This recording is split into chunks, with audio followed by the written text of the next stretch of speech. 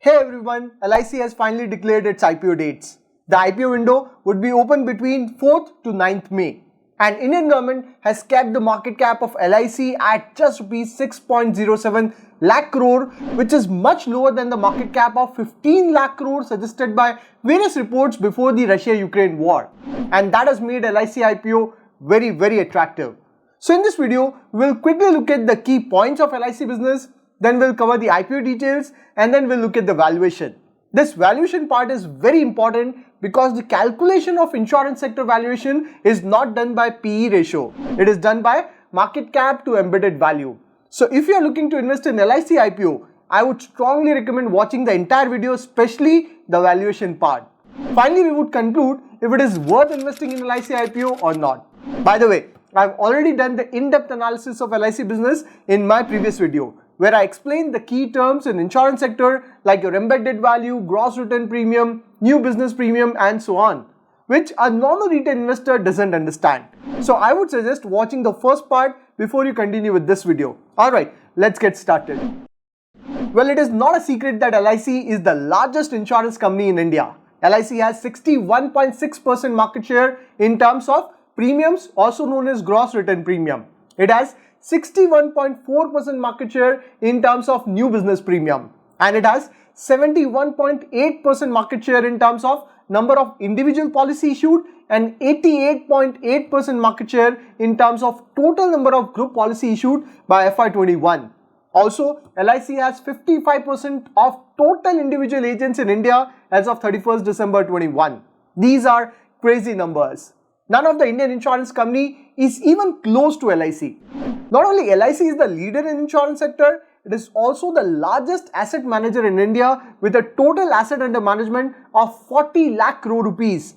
So LIC alone manages a total asset which is more than 1.1 times the AUM of entire mutual fund industry in India, which is around 36 lakh crore. Within this, LIC has around 25% exposure in equity and 75% in debt market. So LIC owns around 10 lakh crore worth of Indian equities. Some of its top holding include Reliance, TCS, Infosys, ITC, SBI, and L&T. So LIC holds one of the highest shareholding in top blue chip companies of India.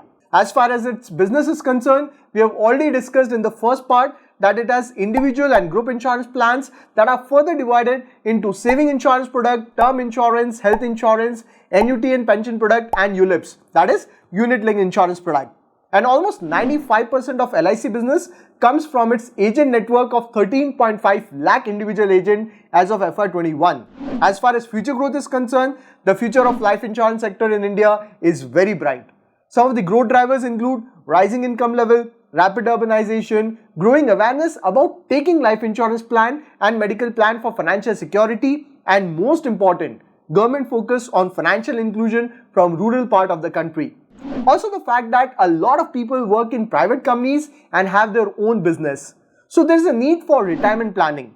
And a lot of people do not want to take too much risk with equity investment. Hence, the pension product segment of insurance companies has a very bright growth prospect. But of course, there is strong competition for LIC.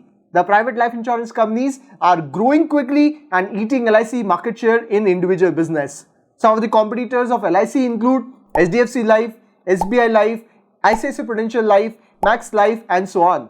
So it is one of the key concerns. For more details on risk, you can watch the first part of the video. Again, I don't want to get into the financials as I have already covered them in first part. Now let us discuss the IPO details. So LIC IPO window is between 4th May till 9th May, and IPO price band is between 902 rupees to 949 rupee at a face value of rupees 10 per share. And the best part is that there's an additional discount for retail investors, employees, and LIC policy holder. Retail investors and employee would get a discount of rupees 45 per share, and LIC policy holder would get a discount of rupees 60 per share. But if you are a LIC policy holder, then your PAN should be linked with LIC insurance policy as of February 28, 2022. Then only you will be eligible to apply for LIC IPO. So basically, the upper price band of retail investors and employees would be 905 rupee, and for LIC policy holder, it would be rupees 889. That's a sweet deal. Interestingly, if you are LIC policy holder then you can apply in policyholder category as well as in retail category. So it is the first time in IPO history in India that you have an option to apply in multiple categories. By the way, this IPO is a complete offer for sale where Indian government is diluting 3.5% of its stake. Earlier, government was planning to dilute around 5% stake, but now it is diluting 3.5% stake. And after the IPO, Indian government holding in LIC would reduce from 100% to 96.5%. With this IPO, Indian government would raise around 20,500 crore rupees. At the higher price band, LIC would command a market cap of 6.07 lakh crore. So after the successful IPO, LIC would join the top blue chip companies of India and would become the 5th most valued company in India after Reliance, TCS, HDFC Bank and Infosys. Minimum investment for one lot of LIC share would be rupees 14,235 and retail investors have 35% quota, HNIs have 15% quota and QIBs have 50% quota. If you get the allotment, shares would be credited in your Demat account by 16th May and the stock is expected to list on 17th May. Now let us look at the most important part, that is valuation. As I mentioned earlier, we can't use the traditional P/E ratio formula to calculate the valuation of insurance companies. We have to use market cap to embedded value ratio. Reason being that we don't do one-time transaction with insurance companies. So for example, when you take a policy, you pay premium on a periodic basis. It can be monthly or annually. So insurance companies generate revenue and profit on a periodic basis. Now you might ask, how do you know the total revenue and profit LIC would generate from its customer? So that is calculated using embedded value. Embedded value is the sum of market value of net asset plus present value of all future profit the insurance companies would generate. Now let us look at the market cap to embedded value of all listed peers of LIC. Now if you look at the valuation of HDFC Life, it commands a market cap of 1.23 lakh crore rupees and has got an embedded value of 27,000 crore. So market cap to embedded value ratio of HDFC Life is 4.7 times.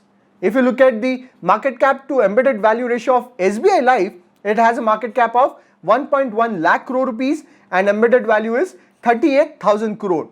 So market cap to embedded value ratio of SBI Life is 2.9 times. Next, if you look at the valuation of ICICI Prudential, it has got a market cap of 75,000 crore and embedded value of 29,000 crore. So it has got a market cap to embedded value ratio of 2.58 times. And if we compare it with LIC, it has got a market cap of 6.07 lakh, which is the expected valuation, and embedded value is 5.5 lakh crore rupees. So its market cap to embedded value ratio comes out to be 1.1 times. Now let us do the comparative analysis of all the listed peers.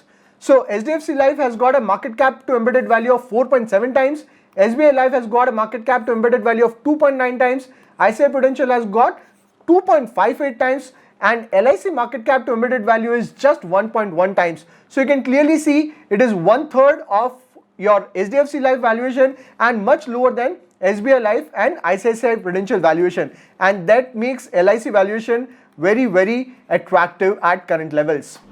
While LIC valuation appears to be cheap as compared to listed private players, please keep in mind that LIC has lower VNB margin, that is value of new business margin. It was 9.9% in FY21 compared with private players that command VNB margin between 22 to 27%.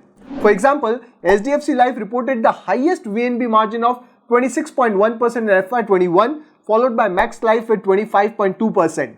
Another issue is that LIC doesn't have a very strong digital presence. It relies mainly on its agent network that involves high cost.